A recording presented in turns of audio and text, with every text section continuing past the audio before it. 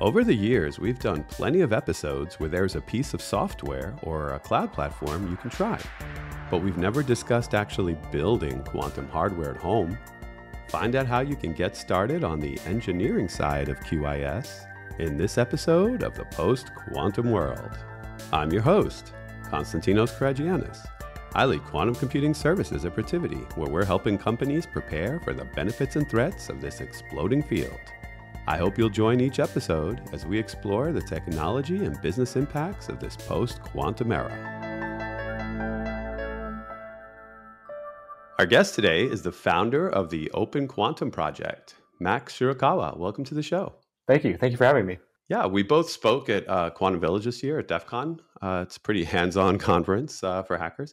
When we cover a do-it-yourself topic on this podcast, it's usually a programming tool that listeners can experiment with or something like that. But your talk stood out to me for reasons we'll get to.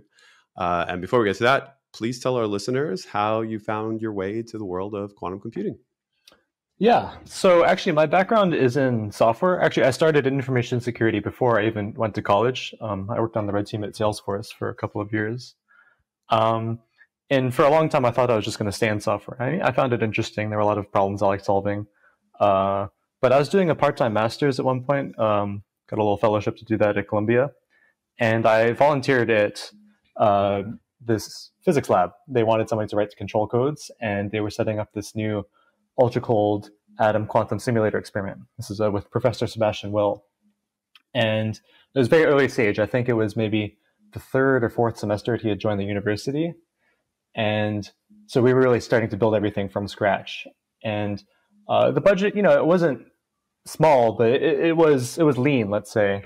And so as part of that, I had the opportunity to really learn how a lot of these things were fabricated from really the rudiments. And at that point, I had not really learned as much atomic physics or quantum mechanics or quantum computing even as I would have liked to, and I was kind of intimidated. But what I found that during the course of building the equipment that enabled the experiment, without really understanding the experiment itself, those mechanics were pretty accessible. And that really made the whole process less intimidating to me, because even if I couldn't understand the theory that motivated the experiment, I could understand the mechanics of the tools that you need to make to get it to run. So I had some kind of entry points. And really, this was the way I kind of entered back into physics, which is the kind of work I do now. Yeah, that makes sense. Like back in the early days of computing, in the early days of hacking, you had to really understand way down to the lowest level. And when you get to quantum now, a lot of people stay pretty much above the abstraction layer, like Kid or something like that, and that's as deep as they want to go. So this, like I said, this is a unique episode, and we'll get to why. So on to OpenQuantum, and I already could hear some of the seeds of OpenQuantum and what you said. So to quote from the project, it's a complete open source blueprint for an incredibly low cost hardware and software platform for controlling and manipulating ultra cold atoms. So you guys and gals heard that. We're actually manipulating atoms here. So I wasn't kidding that this is a unique episode. So tell us what this mission statement means and how you got the project started. Yeah, it means a lot of different things to me. So I think one thing that is important to me is scientific accessibility. There are a lot of places in the world that don't really have access to a lot of scientific opportunities. And, there are brilliant people everywhere. And really, I think the limiting factor to getting these people driving impact in the world is showing them what's possible. And for me, on, a much smaller scale, like I didn't realize what you could do with just the tools that are, the tools that are available in engineering have been driven down so low in cost these days. And a lot of people don't realize that. So 3D printers, which is something I take a lot of inspiration from, 10, 15 years ago, were this research tool, pretty much only in academia or research labs in industry, and just absurdly expensive. And over the last 12 years, like this incredible open source movement has driven down the price so low that you can get an Ender 3 off of Amazon, I think right now, $150, which is probably printing about the same quality that you would get from a $100,000 machine 15 years ago. And you can see the effects of that. Like there are all these websites, all these communities all over the internet of people building their own 3D printers, collaborating, sharing files, learning about material science, about CAD, about industrial design, like all of these opportunities that they're unlocking just by having the resources available to them to learn more, to experiment, to play. As far as quantum computing goes, it's a little more esoteric, a little more niche than 3D printing, of course, but it's something that everyone who's interested in physics will probably interact with at least once in their life, because it's such a fascinating idea, right? I mean, quantum mechanics in general, the way that our world works at the nanoscopic scale, I think most people who have any sort of philosophical lean like to think about it. And so the idea that we're at a point in time where we can individually engineer these systems and manipulate, individual quanta of matter and observe these phenomena is really fascinating. And I think that it would inspire a whole new generation of young students to do science, to do physics, if they knew how accessible it actually could be. So the goal of OpenQuantum is really to make that possible. And the specific means of that is, well, I'm building this device. It allows the trapping of cold neutral atoms. The thing about atoms is that they're individual quanta of matter. They've got quantized energy states. And so if you can control individual atoms, you now have these objects at which you can manipulate their states at will. You can observe these quantum phenomena. The way it got started is I was actually taking a course in atomic physics, and there was no final exam. It was a project-based course. And so I asked the professor, most people normally did a literature review, but I was very hands-on. So I asked if I could build something. And I built this ion trap. Actually, CERN has this kind of cute open source blueprint for a macroscopic ion trap. So I put that together and found it kind of unsatisfying because it took me about a couple of days. And so I asked, well, what if I built the whole magneto-optical trap? Yeah, show off a couple of days. Yeah. No, it's out there on the internet. It's a really cool tool. And she's like, yeah, sure, why not? Give it a try. This was actually during COVID, like the first year of COVID. And so I was at home in my New York apartment with a 3D printer, just, and I learned how to build a lot of this stuff already working in this lab that I was doing separately. So I started seeing what I could hack together, and really, like the results were immediately pretty promising. I had access to a lot of tools through the lab, which helped me speed up my process. But it seemed like something that could be made very accessible, and that was very exciting to me. So that's how this all got started. Yeah. So instead of baking bread, you were creating something pretty cool that everyone could try here for themselves. So to clarify, this isn't building a quantum computer at home, even though that would be incredibly cool, like going back to the Altair machine in Popular Electronics years ago, but you're building a platform, right? So can you explain the difference? Yeah, absolutely. So neutral atoms, again, they're individual quanta of matter, which means that you can use them to observe, manipulate, produce quantum effects. And that can take many different forms. In fact, quantum computers, they get a lot of hype, but in terms of practicality, I don't think they're a good example of what's possible with quantum engineering in the present. Probably the best example of that has the most practical impact worldwide are atomic clocks. So atomic clocks are based on quantum effects, and that's how we synchronize time on missions that have relativistic implications, like on satellites. So most satellites have an atomic clock on board to keep time. These clocks are incredibly stable. Also, the time standard of the world, like the way the second is defined, is based on an atomic clock that I believe lives in Colorado at NIST. And this is all based on the ability to manipulate atoms.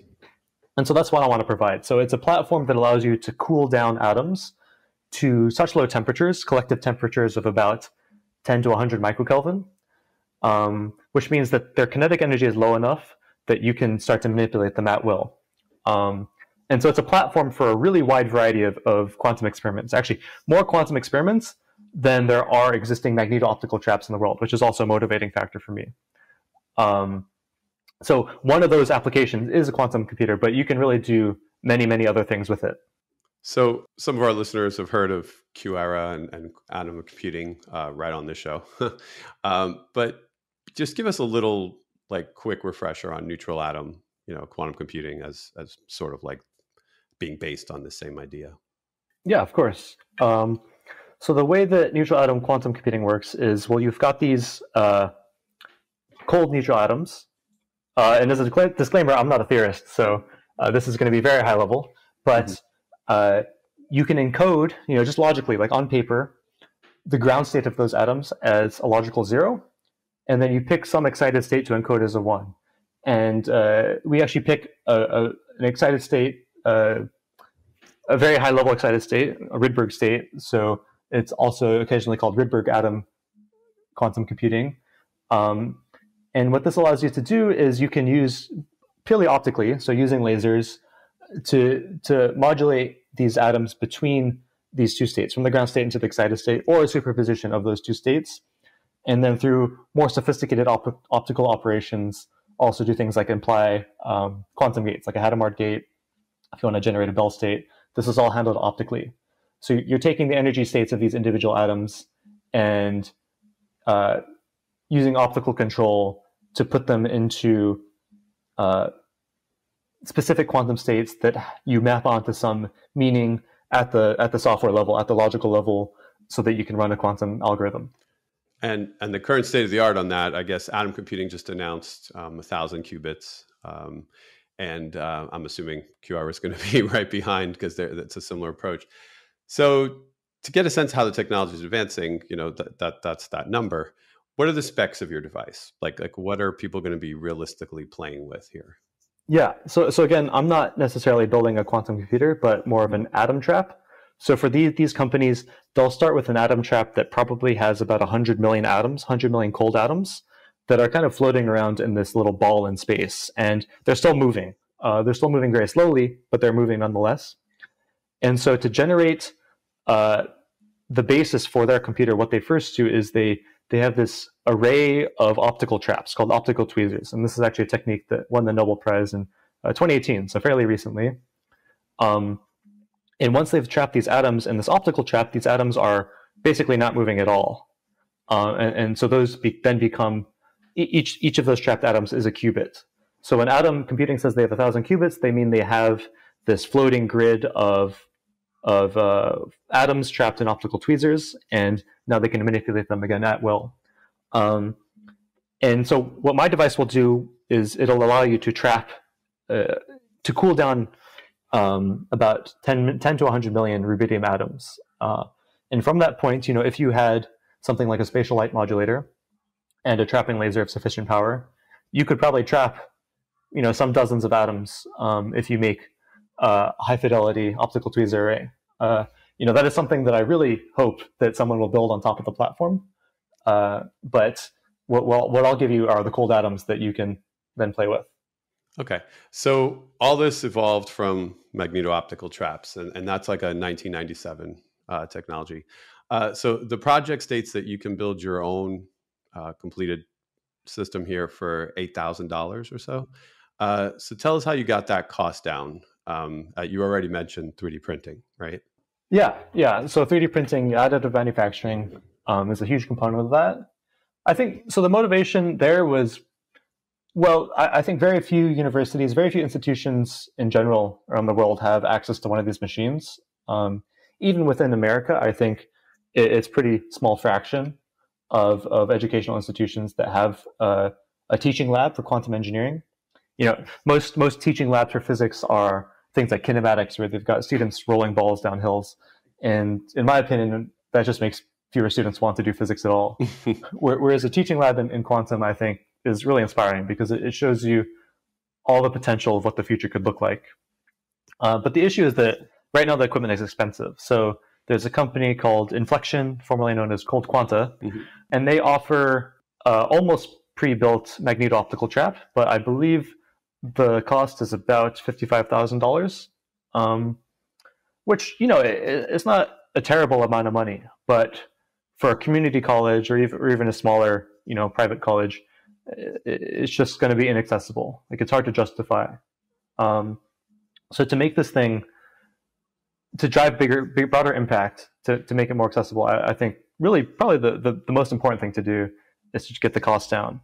And as I learned as I was building the components that were necessary to establish the optical trap that I was working on at this academic lab, it really didn't seem like there was any good reason that it was so expensive. Again, there's economies of scale. Like there's a lot of labor involved that drives these prices up. But that's where I see something like 3D printing, digital fabrication in general coming into play. So digital fabrication being the concept of, well, now there's no skilled labor involved, right? I can design something in a CAD program, convert it into a mesh in STL, put it on the internet, give someone some very brief printing instructions, and they can have almost an exact replica, modulo, like printer quality, of what I have on my desk. And they don't need to know anything specific about the manufacturing process. To me, that's a really exciting idea. And so I see that as a way to allow people to get on board with this without having to have them like learn all the fabrication techniques that I had to become familiar with to begin interacting with this. A lot of the components in a commercial or academic magneto-optical trap or any optical device really will be machined from aluminum, sometimes steel, sometimes something like Invar, and that also drives the price up. And there are a lot of reasons for that in terms of stability, but if you want something for a teaching lab, like you're not going to be building a company off this necessarily. Mm-hmm. Polymers are actually more than enough. They're kind of slept on, in my opinion. People disregard them because it's plastic. It's a toy. But for establishing, a locked laser for some number of hours sufficient for an undergrad experiment, it's plenty. So what I can do is I can take all these high costs. Individually they're not incredibly high costs, but again, you need a lot of them to build a device like this, and it really adds up quite quickly. I can design bespoke equipment for the specific optical elements that are needed for this device and just throw the designs online, and anyone around the world can download it and print it for the cost of the filament, the plastic, which is cents per gram. So that's really one of the primary ways that I'm able to drive the cost down so much. Yeah, duty cycle is a big thing, right? Like depending on the material you choose, like what's it going to be exposed to, what kind of rigorous environment. So that makes perfect sense. So just to give our listeners a sense, can we go through the key components of the system so they can visualize what this will look like when they decide to devote a whole room to it? I mean, hopefully you won't need a whole room. I think you can fit on a desk at this point. The nice thing about the magneto-optical trap, again, from the engineering perspective, from the engineering teaching edge perspective, is that it's a pretty modular device in the sense that there are two main subsystems, an optical system and a vacuum system. And then you can break both of those down into further modular systems.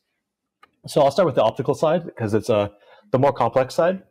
And it's also, I think, where at least someone interested in science, in quantum, will have the most fun, will get the most out of it. So how do we cool down atoms to ultra cold temperatures? Without going into too much detail, it's really about accessing their atomic transitions in a precise manner. So atoms move between energy states by absorbing and emitting specific amounts of energy. And that's why it's quantized, it's discrete.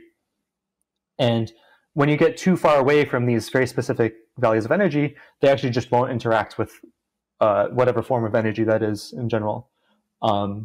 So what we need to do is and what we know from quantum optics is that, well, light is actually quantized. The quanta of light is a photon, and each photon has some energy associated with its frequency or its wavelength. And so if we can get a laser such that the frequency of the photons that laser is emitting is of almost the exact frequency of the transitions of these atoms, well, then we can force these atoms to interact with that light. So what you need for that is you need a laser that is very frequency stable. Because if the energy of the photons is fluctuating too much, you're not going to be able to do this in a repeatable manner. And again, precision is kind of the key here. So the first component is this frequency stable laser. So every photon that you're emitting from this laser is really roughly the same energy. I guess I won't go into too much detail about how that works, but please feel free to check out my website if you're interested in the technical details. Yeah, that'll be in the show notes. Yep. Great. The next component is, so now you've got something that is precise, right? So every photon is roughly the same energy. But now we also need accuracy because we need to be at the energy of the atomic transition of one of these atoms. And so this involves some spectroscopy. So spectroscopy is kind of understanding the spectrum of atoms, and the spectrum of an atom is again, these energy levels. And so the way we do this is with a reference cell of atomic vapor of the same element that you want to trap. In my case, again, rubidium. Actually, the rubidium reference cell that I first started using when I embarked on this project was from an old, at least from the person who sold it to me, said it was from a Soviet atomic clock, which I think is kind of cool. It still sits on my desk. So as you pass light through this vapor cell, if your photon energy is close enough to the transition energy, it will start to glow. You'll start to see it emit light. And the reason for that is because the atoms within that cell are absorbing those photons that you're putting through it. And actually, the closer and closer you get to the resonant transition frequency of the atom, the brighter it will get, because more and more of those atoms will absorb it. And you can measure this. You can measure this pretty simply with a photodetector. In fact, what we do is we put a photodetector right behind the vapor cell. And as we get closer and closer to this resonant transition frequency, you actually see less and less of a response at the photodiode. And that's because the atoms are absorbing that light, and that light is not making it into the photodiode. And so that's a way to start to establish that you have a laser that is now both precise and accurate in terms of frequency. And really at a high level, that's kind of the primary optical system of the magneto-optical trap. Now, the second component, and by the way, so a lot of the costs associated with that are really the optomechanics. And optomechanics, what that means is the way of manipulating light mechanically. And so this means, precise kinematic mounts that allow you to change the beam direction, things like mounting beam splitters in a precise way, because alignment is really one of the most critical parts of any optical operation. And so people spend a lot of money figuring out how to keep that repeatable and stable. But again, I've designed the system from the ground up to use 3D printed components, and everything is designed for my system, rather than being kind of a breadboard style optical setup. So it makes it both compact and much lower cost than using off the shelf commercial, machined components. And you could still get the accuracy for like lasers with that kind of 3D printing approach. Yeah, absolutely. Yeah. When I started, it was a lot of machine stuff that I had machined or purchased or got off eBay. And just over the last couple of years, what I've been doing is just replacing them one by one with a 3D printed component until almost everything at this point is printed. The other subsystem that is involved is the vacuum system. And so you need a ultra high vacuum chamber for a magneto-optical trap. This is for a number of reasons, primarily because the atoms in air, for instance, the molecules in air, they have quite high energy. And so even if you were able to cool down a cloud of atomic vapor, like rubidium vapor, to ultra cold temperatures without vacuum, it would quickly regain high energy by just colliding with all these ambient molecules. Another issue is oxidization, so you don't want to form any oxides. And then also just spatially, you want to confine it within some region of space, not have it float around whatever room you're in. So ultra high vacuum is required, I think, probably roughly about 10 to the negative 10 torr, which even for hobby vacuum is quite low pressure. And so this is really where a majority of the cost comes, and this is at this point where a majority of my efforts go in terms of lowering the bill of materials. But at least mechanistically, it's quite simple. So you have this ultra-high vacuum chamber, and there are some series of pumps, so a roughing pump, sort of high vacuum pump like a turbomolecular pump, and then something to get you in that ultra-high regime like an ion getter pump. So 3 stages of pumping, and let's assume you have your high vacuum chamber. Now really all you need is one, a source of atomic vapor, and the easiest way to do this is to have a little capsule of rubidium, and you attach this to some electrical feed through, so some way of putting current into your vacuum chamber. And as you put current through it, some of those atoms will volatilize, and you'll start getting atoms in the vapor phase in your chamber. So it'll release some atoms from the solid rubidium crystal in your chamber, and you'll have some floating atoms that you can track. And again, we're only going for 10 to 100 million, which maybe it sounds like a lot, but when you think that 1 mole of some amount of atoms is 10 to the 23rd, 10 to 100 million is not that many. Yeah. And there's variance probably in the price here because you don't know if you're going to find a deal on eBay on the vacuum or, something like that. It could kind of change. That's correct. So that's kind of the big open problem for me if I really wanted to get this as low cost as possible so that as many people can have it. This $8,000 price tag, it actually includes commercial off-the-shelf vacuum chambers from websites like Lesker or AccuGlass products. Okay. But I want to get it even lower. So yeah, as you mentioned, the vacuum chambers that I started playing with came from eBay.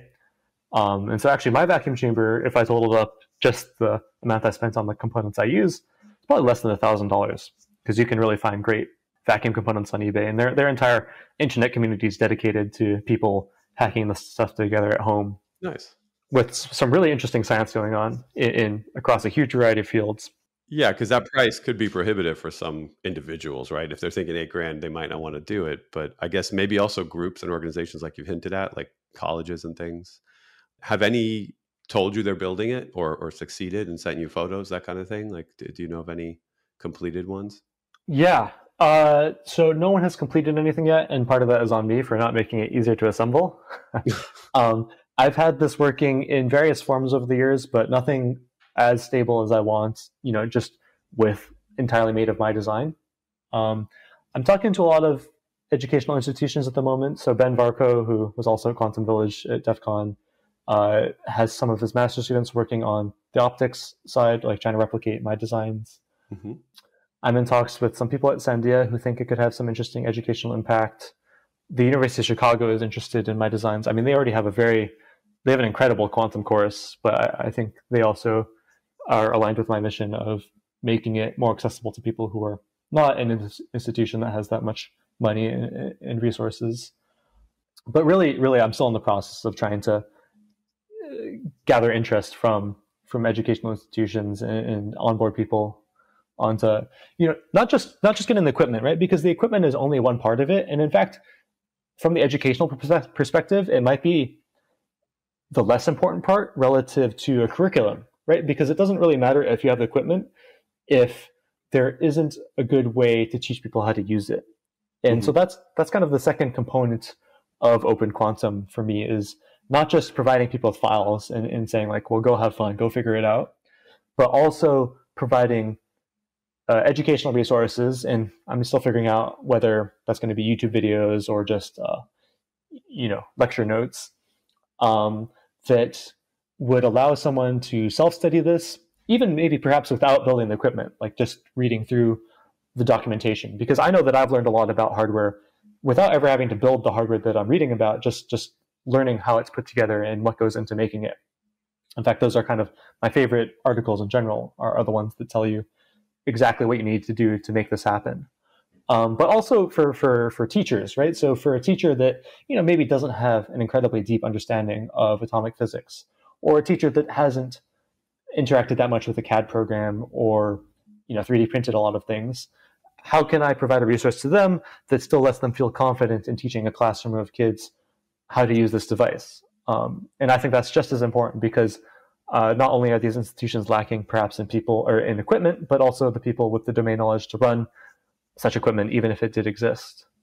So that's really my goal going into the next year. Yeah, it's an amazing idea, because like years ago, people would read like Popular Electronics, to mention them again from the Altair, and they didn't necessarily build every single circuit that was in print, but they would read the description of how the circuit works. You have this timer circuit, you have this, et cetera, and you would like learn, even for the ones you weren't building. So some folks might just learn by reading on your site and seeing the documentation, and some are going to learn by doing, which is amazing. We're at that stage now, finally, that people can experiment with the hardware side too.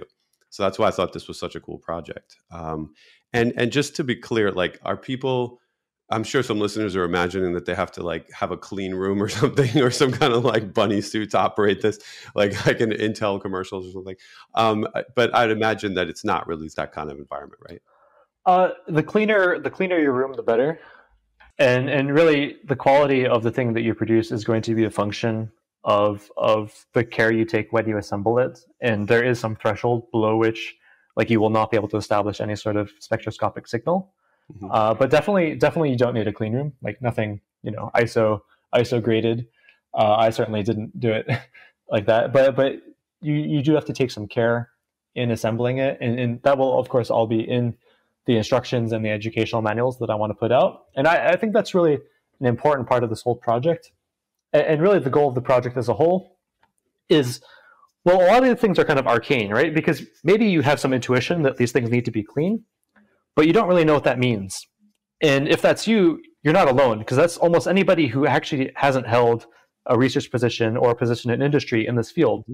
And that's a really big problem for the industry, because that means that anytime someone comes in, like a first year PhD student, or even sometimes like a postdoc who came from a different field, or someone gets a job in one of these companies like Quera, like Atom, or even a different quantum computing company, because all the technologies share a lot of commonalities, they have to spend 2 to 3 months getting up to speed, like learning how all these technologies work, learning all the procedures, learning what is and what isn't necessary.